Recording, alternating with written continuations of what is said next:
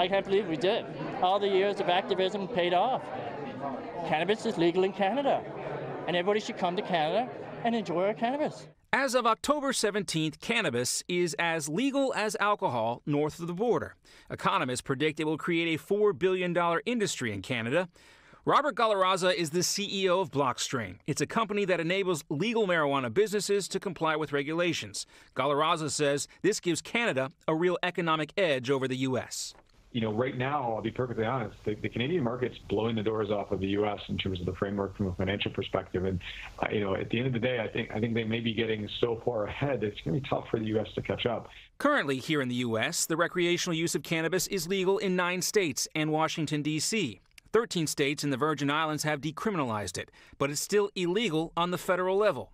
One report by the Institute for Highway Safety found that car crash reports increased 3% in states where pot was legal. There are also health concerns. There are many, many, many health effects that we know about, and we know that they're particularly of concern in kids because their brains are still developing.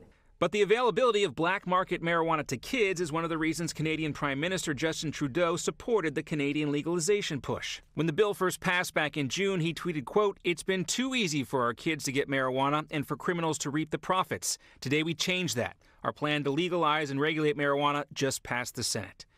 We know from experience that the criminal prohibition that was in effect for a century in this country has failed our kids and our communities. It has led to a situation in which our children use cannabis currently at the highest rate of any country in the world. The Canadian legalization also comes with tougher penalties for driving while high and for black market dealers.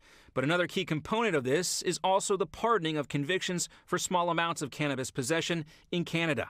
That will have a huge impact on thousands of Canadians who previously have been unable to get jobs based on their criminal records. This aspect of the new Canadian law might become a model for the Trump administration. I love this guy right here. Let me give this guy a hug right here. On the same day President Trump and Kanye West hugged it out in the Oval Office with NFL Hall of Famer Jim Brown looking on, the president went on Fox and Friends and talked about the need for criminal justice reform in the U.S. There has to be a reform because it's very unfair right now. It's very unfair to African Americans. It's very unfair to everybody. During that interview, President Trump also talked about Alice Marie Johnson. I'm free to live life. I'm free to start over. The president commuted her life sentence back in June after talking with Kanye's wife, Kim Kardashian. She's been working with Jared Kushner on criminal justice reform. Johnson had already served 21 years for working as an intermediary in a drug trafficking organization. She did not actually make deals or sell drugs.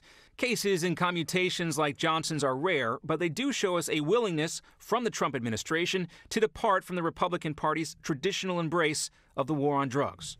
According to the Washington Post, in 2016, more people were arrested for marijuana possession than for all crimes the FBI classifies as violent. The total number of arrests for pot possession came close to 600,000 that year. The pardoning of those convictions could give a lot of people second chances and opportunities, like Miss Johnson, to contribute to society again. Back in June, President Trump also signaled that he would be open to the STATES Act, a bill introduced in Congress. It would allow states to implement their own marijuana policies without federal interference and protect banks that work with state legal cannabis businesses. We're looking at it, but I probably will end up supporting that, yes. Thanks for watching. If you'd like to see more live breaking news coverage, exclusive interviews, and videos from Newsmax TV, click subscribe on our YouTube channel, and don't forget to download the free Newsmax TV app for alerts. Newsmax TV, it's real news for real people.